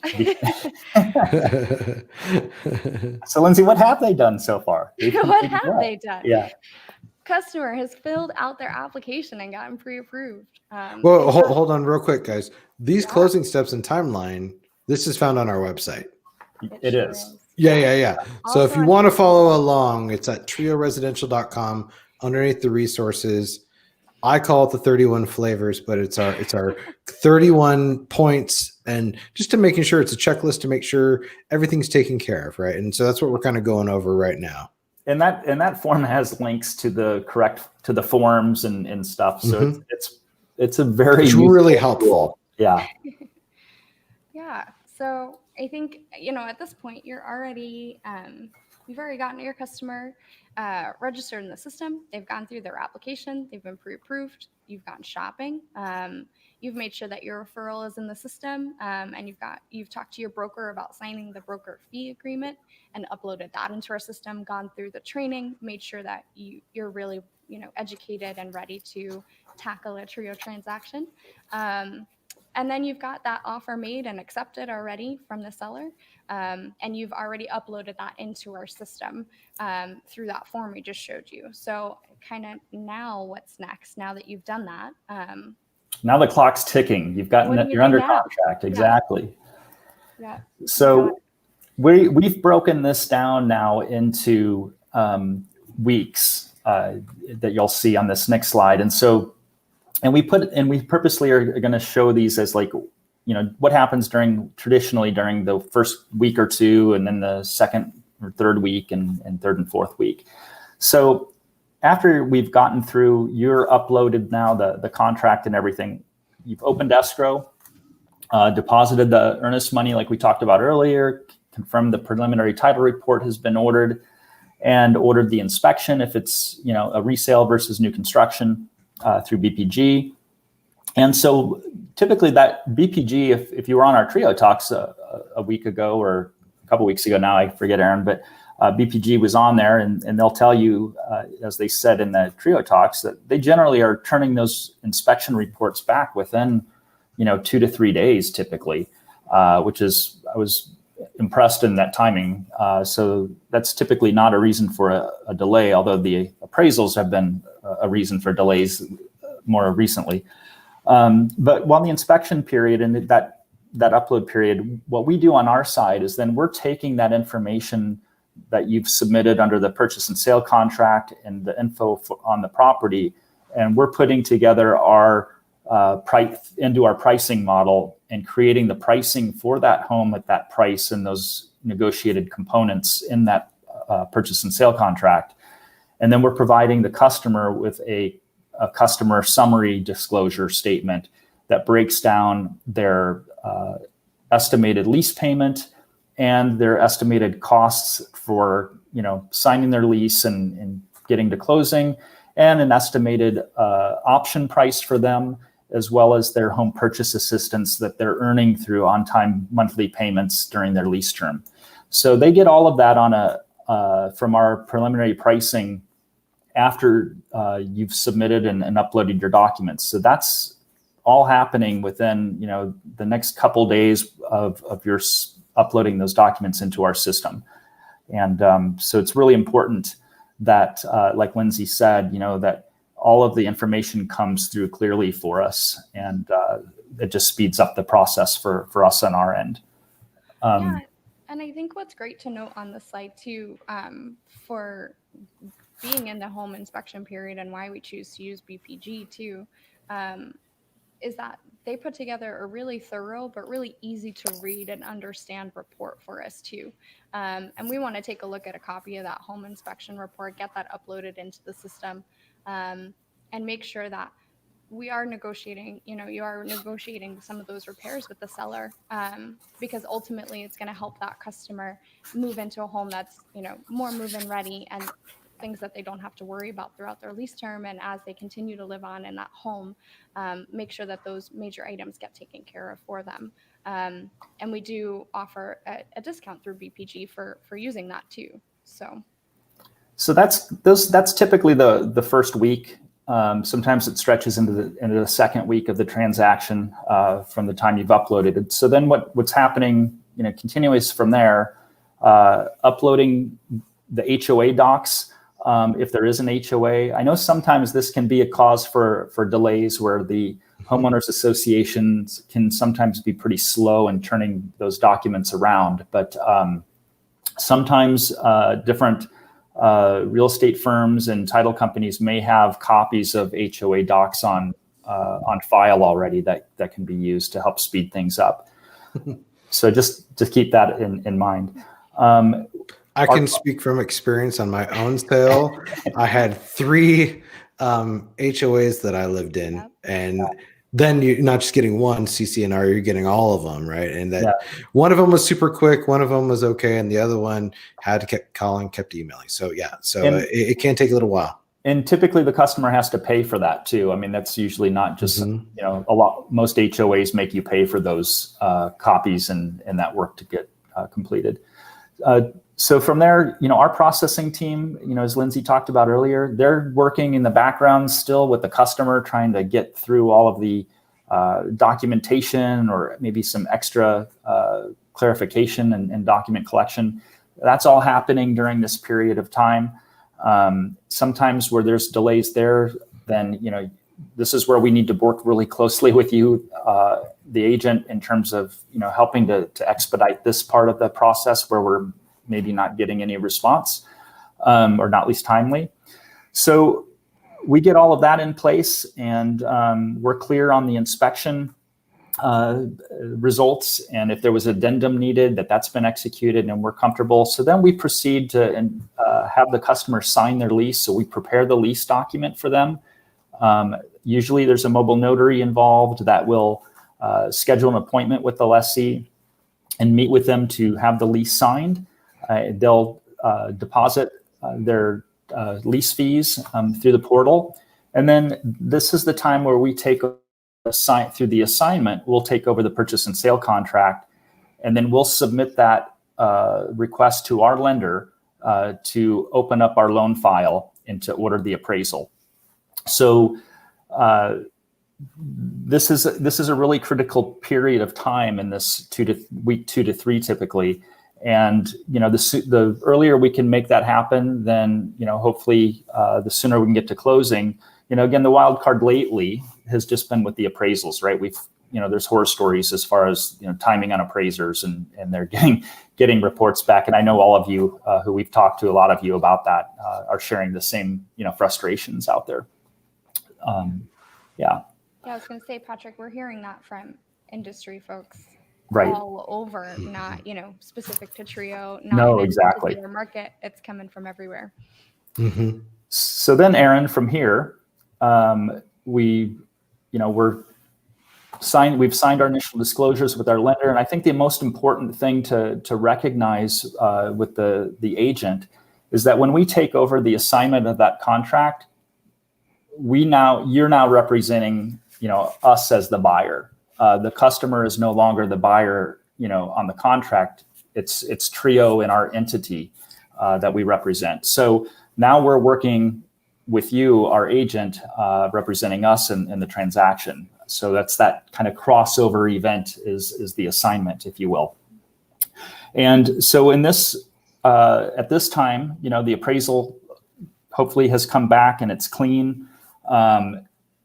Our lender is working with our escrow agent in terms of getting the preliminary settlement statement put together, preparing the loan docs for closing, and assuming that we don't have any other items. If there is an appraisal issue, then obviously that has to get worked out through an addendum, or at least a solution if it's going to be able to if we're able to get past that.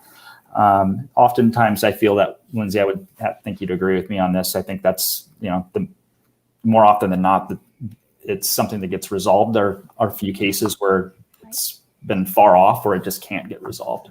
So, I think one thing that sellers lose sight of in their listing agents sometimes when they get a little uppity on that is that appraisal sticks with that home for a period of time. So it doesn't just disappear. So they're going to have the same issue with the next buyer if when that gets disclosed. But yeah, and I think something we've seen recently too is you can also submit a rebuttal for an appraisal. And what you need for that is some really good comps and comps that have closed recently. comps that have closed before the appraisal was done, Not which is after. very important. Yeah, which is very important. And something to note, because you could wait a week for an appraiser to review your comps, and then maybe they didn't meet that criteria. Either they're not in the same area, they closed after the appraisal was done, or maybe they haven't even closed yet. We've seen that happen too.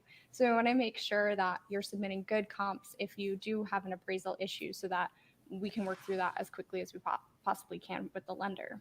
Yeah, and on this slide, we purposely labeled this, transaction week 4 plus or minus, because, depending on everything we've covered before, this could be done even before week 4 on this slide. And sometimes it can be done later. It just kind of depends on where things kind of filter through, leading up to this point of this final week of, preparing for closing, basically is what this slide is all about.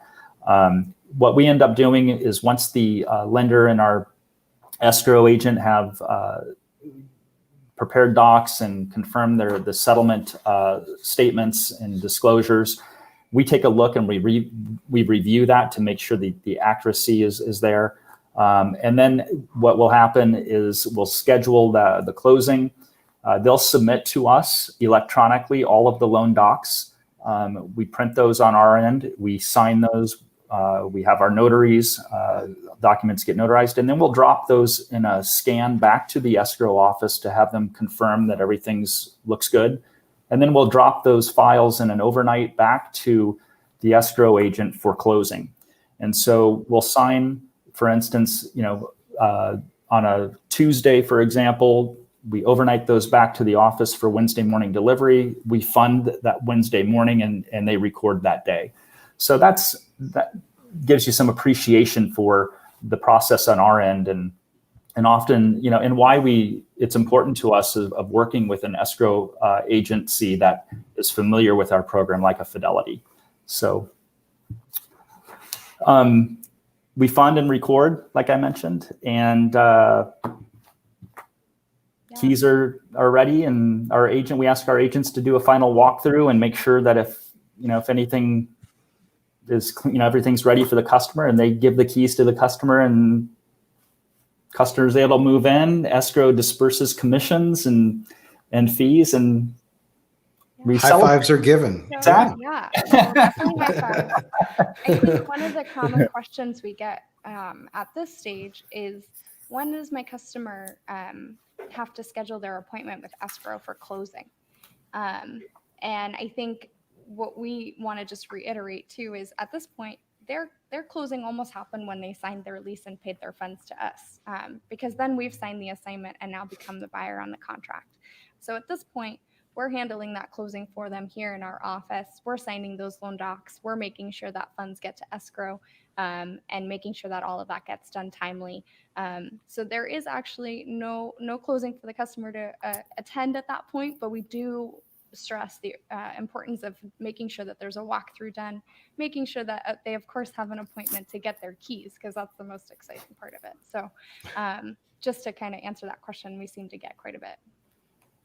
We actually have a question here from Kelly, and this is based on something you just said, Patrick. So I think it just maybe needs a little clarification here. Kelly's asking, Patrick just said that paying lease fees through the portal, but they're saying they had to go to Walmart or Walgreens. Sure. Okay. Yeah, so I can speak to that. So up until we close, we actually require certified funds payments for all of the fees. So for their lease signing, they do show up with a certified funds check and provide that to the notary, collects it, and sends that back to Trio. For their first month's payment, it's also a certified payment, and it's made with a cash pay card, which might be at a location like Walmart or CVS or something like that, where they remit the payment, but it immediately gets funded into their portal. And that's what's great. They don't need to overnight it. They don't need to mail it and send tracking. They can immediately make that payment and it shows up in our system. Once the customer has closed and moved in, they do get access to an online payment portal and can make regular ACH payments. So it's really just up until closing that we want to make sure that those payments arrive in our system as soon as possible, so that we can keep everything on track. That was a very important point of clarification. So it was a great question to ask. So thanks. Yeah.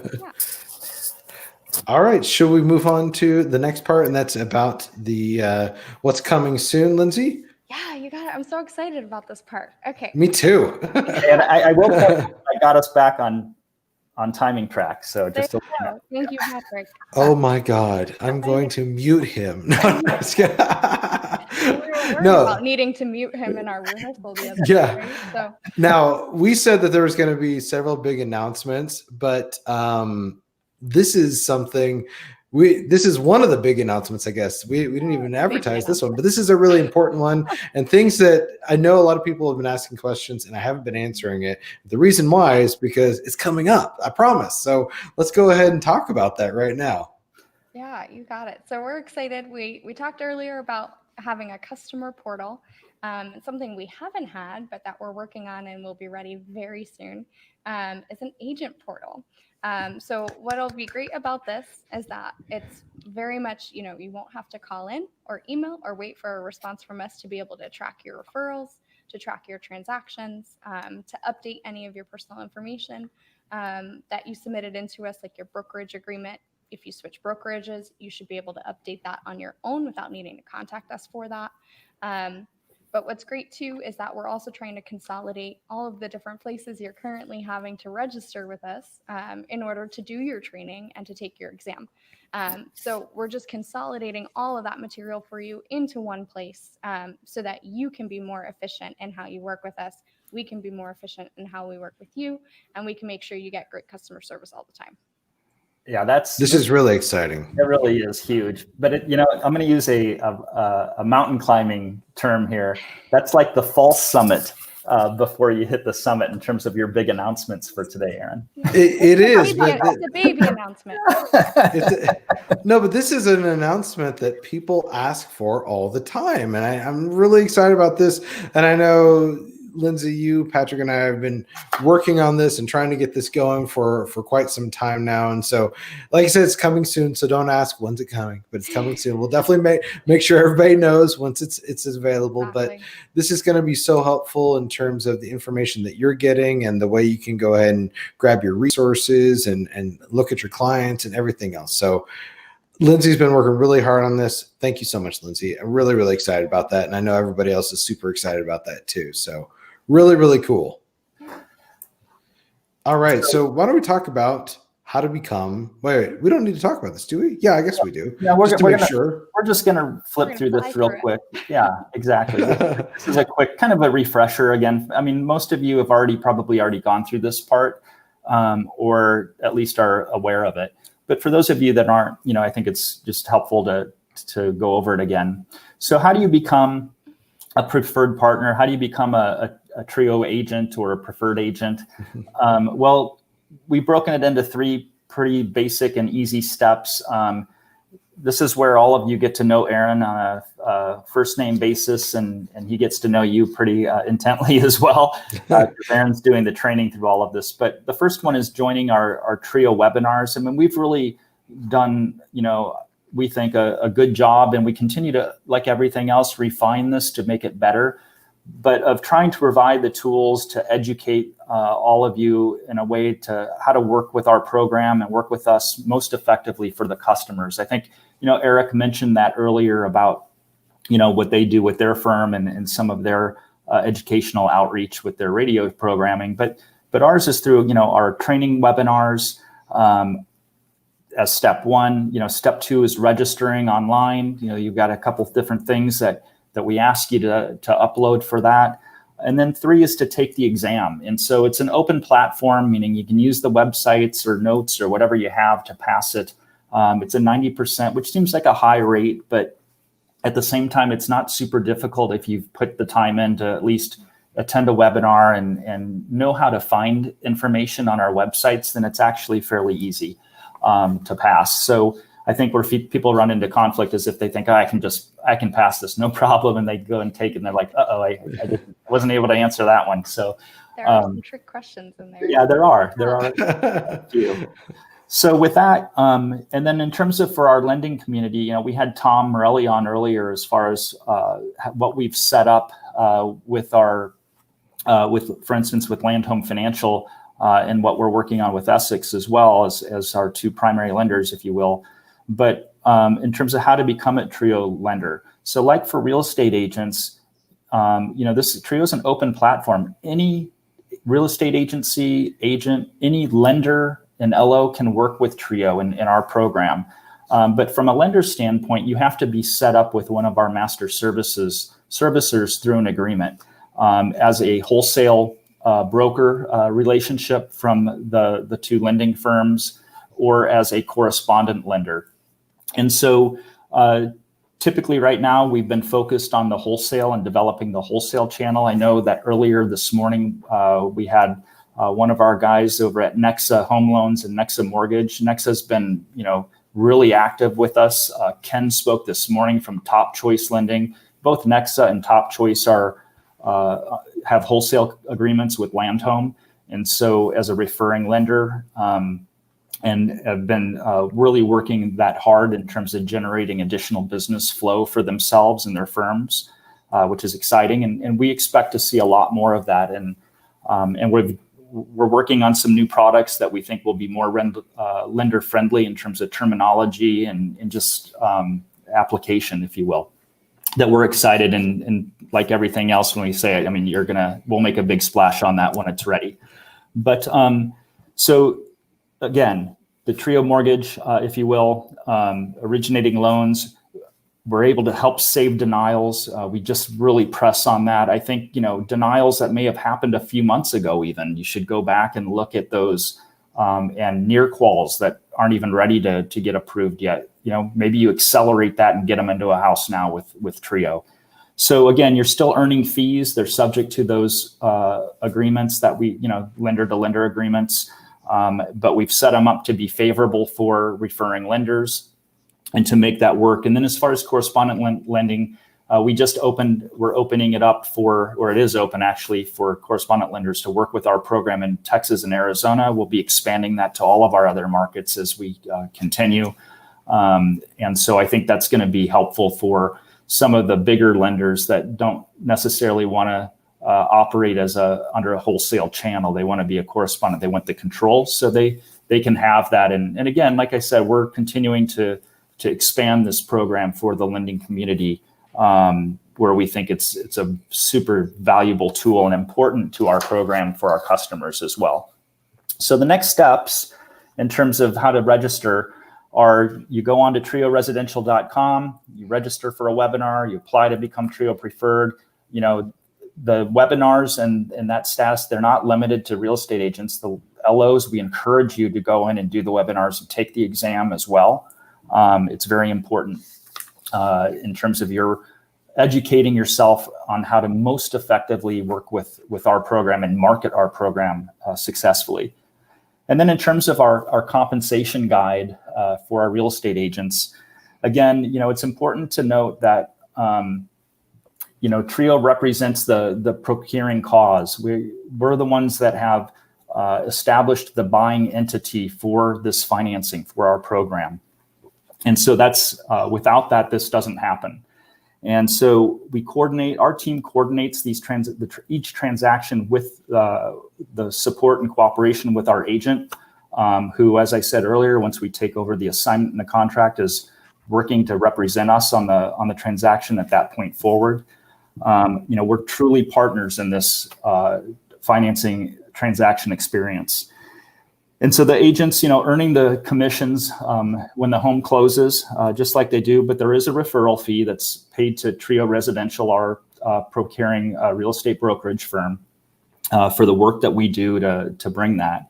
And I think this is where our second big announcement that Aaron's been dying to I've been itching to talk about this for days. And I think an important piece before you do that is that this has been, a couple months, if not more, of our really analyzing and taking to heart the comments and the feedback and the, frustration sometimes with agents of working with our program and our referral fees. And so I think with that, Aaron, I'm going to let you do that or whatever you want to do. Sure. Well, let's go ahead and just, this is kind of tiered a little bit, right? And so, like you said, we've gone over this for quite a while, went back and forth, and threw it all out and just threw darts at a board. And this is what we came up with. So here it is. After one transaction, what happens to that person after one transaction? Or I guess not after one transaction, on that first transaction. Right. What happens, Patrick? So up till now, our referral fee has been 25% of the selling commission. So you as the selling agent working with us are paying a 25% referral fee into Trio Residential. And so that's been generally on every transaction. And so what we've done now is we've made a change. And so for those of you that have gone through training and have taken a test and passed it and are now a Trio preferred agent, so this is exclusive to Trio preferred agents. If you didn't do this, you're still at 25%. But for now on, your first transaction after you become a TPA, it'll be 20% on that first transaction as your referral fee. So we've dropped it from 25 to 20 on the first transaction that you close with us. There's a lot more work involved on that first one for both of us. And so we recognize that. At the same time, we recognize that you've taken the time to go through training and taking your test, and you've put some effort into getting yourself prepared to work with our program for the customer. So then what happens? Patrick, so I get to take training. I pass the test. It's absolutely free. All I have to do is just take the training. Because somebody asked today, well, do I have to become a Trio preferred agent? Well, yeah, you'd want to. This, right? Yeah. It makes perfect sense. You do to be at the levels that we're rolling out here for you. Yeah. Whoop, whoop. I love the commission thing. Yay. Look at that. Well, we're not done yet. That's not me. Wait. That's somebody else. I know, but I'm just saying we're not done yet. Just wait. Okay. But Patrick, could this possibly get better? Oh my God. Here we go. What's going to happen? What's going to happen? You are cheesy. What's going to happen on the second transaction, Patrick? So on the second transaction, you've closed your first one successfully. You're on a second one, and you close this one. Your referral fee is going to be even lower. So shut the front door. Are you kidding me? No. So 15% on your second one. So that's amazing. That's we're showing some improvement here with experience, right? So you've gotten through one. You passed your test. You lower your fee by passing your test to start with.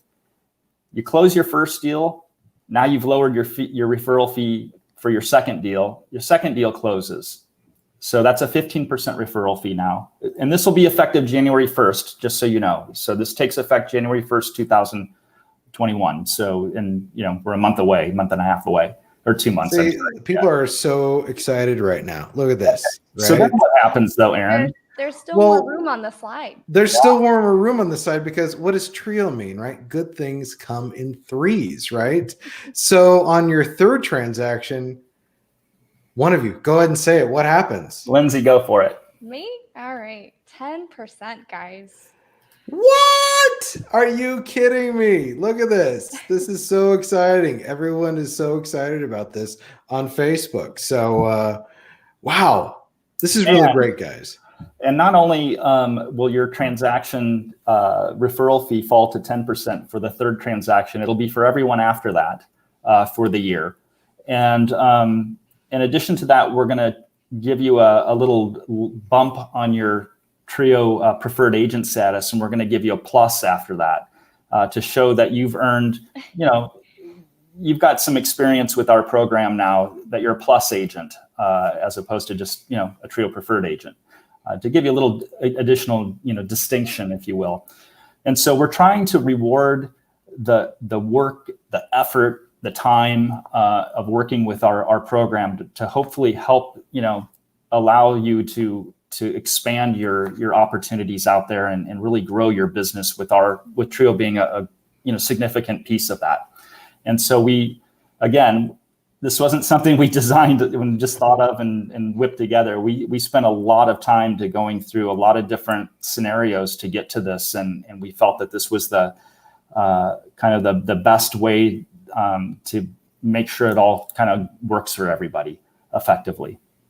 And so let's go to the next slide so we can, if I can, and let's lay out a little bit more detail for everyone, since a couple of questions just popped in. So this will take effect on January 1, as I mentioned. And again, it's for agents who have gone through and registered and passed the exam and become a TRIO preferred agent. First transaction referral fee at that point will be a 20% referral fee. The second transaction will go to 15%. And then for the third and everyone thereafter, it'll be at 10%. Now, we do have in here, though, you got to recognize it's the greater of 10% or a minimum of $795. So I believe the break-even point on that is a home priced at about $260,000, if I recall correctly. So just to make sure that it's all clear, but we'll be bringing out the details, and so you'll be able to see this. We'll have to do an addendum, all of you, for the broker fee agreement to make sure that gets picked up and is a part of your fee agreement with our firm, with TRIO. So just to make sure that you're all clear on that. So there's some work to do between now and the end of the year to make sure we get all that done.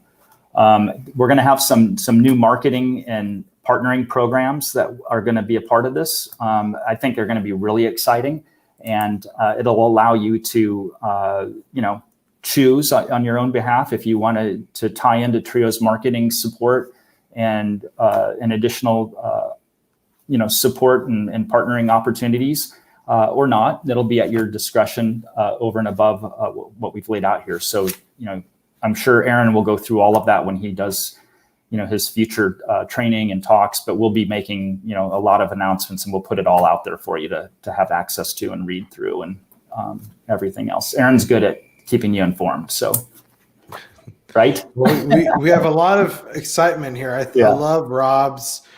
You get a raise. You get a raise. Everybody gets a raise. Yeah. But this is an important question right here, Patrick. Yeah. I know you said it starts January. Does the percentage start over every year, or all deals depending right now put me already at the 3+ sales plus? Well, we're starting it on January 1. And so I think what, we've talked about this internally. I think the plan may be that we may honor that for December closings. And you'll hear from us if we're going to be able to implement that sooner. We'll let you know. But as of now, I would just plan on January 1st. And unless you hear from us before then, otherwise. So, yeah, it'll be a nice holiday gift for everybody, right? And as Jenny said, it looks like she's going shopping for a new Lexus now. So congratulations, Jenny. I'd love to see that. Wait, no, here's Jenny right here. So we do have lots of questions based on things that we've talked about. They've kind of come out of order, so I didn't always throw them on the screen, but I want to make sure that we do answer some of these questions if we can, okay? And I'm not going to get to everyone's questions, especially if they're repeats, okay? Here's somebody is asking, can you talk about the payback if the customer moves out before the 6 months? Payback. I think they're talking about on the broker fee agreement. Is that correct? Yes, that's exactly what they're talking about. Okay. So what that has to do with I'm going to use the term fraud. So where we've got, basically fraud between an agent and a customer who really just deceived the process in terms of, the customer lied their way through approval, and we financed a house and learn after the fact that this was all a sham. And so the purpose why that language exists in the broker fee agreement is to try to protect the integrity of our program against those types of activities. I really don't expect that from agents. It shouldn't even be an issue, but it really is there to protect us. I will tell you, we haven't had to actually ever go back and try to reclaim any fees because of this language that's in there, but it is there to protect us in the event of. We have seen, attempts. So again, it's there to protect the integrity of the program. I know some agencies have had a really hard time with this, clause because they feel like, well, we have no control over that. Well, again, if the agent hasn't tried to deceive Trio in that process, then we're not coming after you in that. It's only in the event where there's the ability to see that, that was a planned event, if you will. So. Yeah, and I think, Patrick, we've seen that and heard about that for other, groups in the industry as well, where fraudulent activity just seems to be higher right now than it has been in a long time. And we have, we see it rarely, but we do see it here and there. In some cases, customers too, our homes are intended to be a primary residence. They're not intended to be used for any other purpose. Yeah. So there are situations where we've seen that sometimes where, potentially customers trying to finance that house and maybe rent it out to somebody else. Or there might be a renter in place or a renter lined up for that house. And so those are the types of situations we want to make sure, like you said, we're protecting the integrity of our home buyer program. Yeah. So know your customer as best you can, I guess, is kind of the bottom line, right? But, and remember that you are representing Trio in these transactions, right? So we have another question here. This is a good one. This kind of came a little bit after the fact that we talked about it. So I do want to make sure that it is talked about. Who signs off on the final walkthrough before escrow closing? Is it the client or Trio as the assigned buyer? It is the client. So we want that customer walking through the house, making sure that all the repairs that were supposed to be done are done. The home is in good shape, the way that it should be, based on, the condition that the seller promised to provide it in. So that customer does need to walk through the house, sign off on everything. And there's a spot for you as the agent to sign off at the bottom of that walkthrough too, to say that you were there and you helped them with that and you made sure that everything is looking good as well. As you know, we're remote, we're not there. So we're relying on you really to help us make sure that that customer is moving into a great house. Next question. When the client's buying a new home and chooses to add upgrades, the builder has them pay the cost of those upgrades up front. Do they get a credit towards leasing fees since that they paid in already? Those upgrades are typically added in the price already. It's a good question. I'm going to hide it so I can see your face, Lindsay. There we go. Yeah. There you go. And I'm actually going to let Patrick talk about this one because there's a couple different ways this can be structured. Correct. Yeah. So, okay. So if the customer selected the upgrades and it's been included in the purchase price where they haven't had to front the money for those upgrades, then it's going to be incorporated into the purchase price, which will be reflected into their option price and their payment and everything else. In cases where the customer has to front the money on the upgrades, then the purchase price, their option price will be adjusted to reflect the fact that they've put those dollars in, and the purchase price would be reflected as such as well. So the customer's not going to get the money back up front, but the money will be credited to them in the form of their option pricing in terms of what their ultimate, cost for that home is going to be once they're ready to buy. Did that answer it okay? Yeah. I think so. Yeah, no, that's a great question. I'm going to move this. So there we go. While transferring that file, like Patrick said, how do you get it reviewed without going through the actual application? Yeah, good question. Mm-hmm. So we're busy setting up. We have a lot of technology that we're rolling out and working on. One of them is a 1003 upload, where you'll be able to give us that 1003 right through our website, and a copy of the credit report you've already pulled so that we don't have to do that again for the customer and get that reviewed really quickly.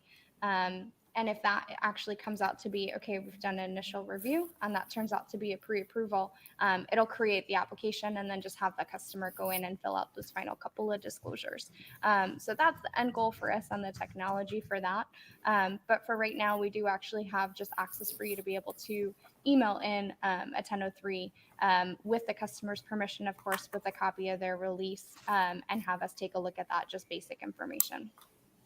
Yeah, it's the Fannie 3.2 file. So yeah, as well. We have some questions here. I don't know what they're referring to. Who do I contact in Southern California? We can definitely chat offline about that. I'm not sure if you mean a lender or who, but we'll be happy to help you out with that. But we have a good question here, and this is why I say put your name on there. It helps out. Robin in Tucson is asking, where do you get the legal entity for your own area? And Lindsay, I know you kind of touched upon that earlier, but I just want to make sure for folks that are just joining us what that answer is. You got it. Yeah. Send a quick email over to closings@thinktrio.com and let us know where that property is located. And then we'll go ahead and get a response out to you. We do have some areas or some states and markets where we use various entities. So it's important for us to have that property address to give you the best answer. Gotcha. I'm looking, and I think that's all the questions right there. So guys, thank you so much. This was fantastic. And I hope people learned a lot from this, and thank you so much. And Patrick, I know you have to get going, so I hope you have a safe flight. Thank you, sir. And hey, thanks for a great day. I think the summit has been a huge success for today. There's been a ton of great information out there. I know you're going to wrap things up, Aaron, but hopefully Lindsay and I did a good job to help clarify and walk you through the transaction and all right. customer interaction. Lindsay did great. Yeah, Lindsay did great. Yeah. So, 3 out of 5. Yeah. Hey, we're right. we're here. We're partners in this deal. So, let's continue to work well together and continue to make it happen for the customers that we're trying to help. So just leave it at that. So thanks, Aaron. And thanks, Lindsay. Thank you. Okay. Thank you both. And I'll see you guys very soon. Have a great weekend. Both of you. Very cool. You too. Thank Thanks you so much, Aaron. All right, folks. It is the end of the day. Let's just kind of quickly recap what we've talked about. We've talked with agents. We've talked with lenders. We've talked with title reps. We've talked with agents about home builders. A lot of stuff about home builders today.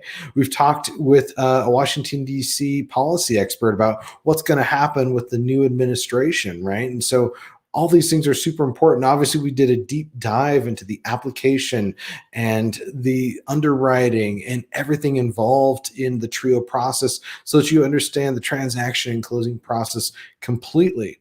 And please realize that all these things that have come about from what was presented today all came about from inquiries from you guys. So a lot of times people feel like, well, if I send an email, no one's really listening. We really are. And that's really, a lot of these things have come about from these Friday TRIO talks. And so if you haven't joined us before at any of these TRIO talks, please go ahead and do so. Really, really helpful. And it's going to absolutely help you out.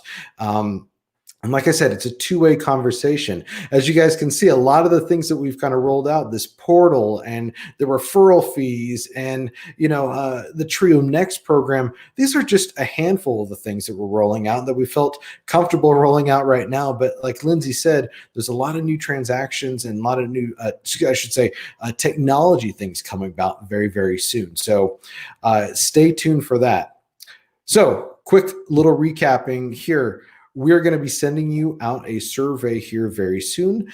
And so we want to get feedback. How was the conference? Was it good for you? Did you understand things? If you didn't get a chance to see something, remember, it's recorded. So go back and watch it before you obviously answer the survey, right? And it's available in the Facebook group. It's available on Twitter, Periscope, and YouTube. So you can go ahead and watch it there. I had a lot of people watching on YouTube today, which I absolutely love. A lot of people in our groups and a couple of people on Twitter and Periscope, which is great. But once you've watched it, then give us the survey, right? This is going to be really important because then we'll know what we can go ahead and provide for any of these sort of TRIO talks and any sort of TRIO summits coming forward.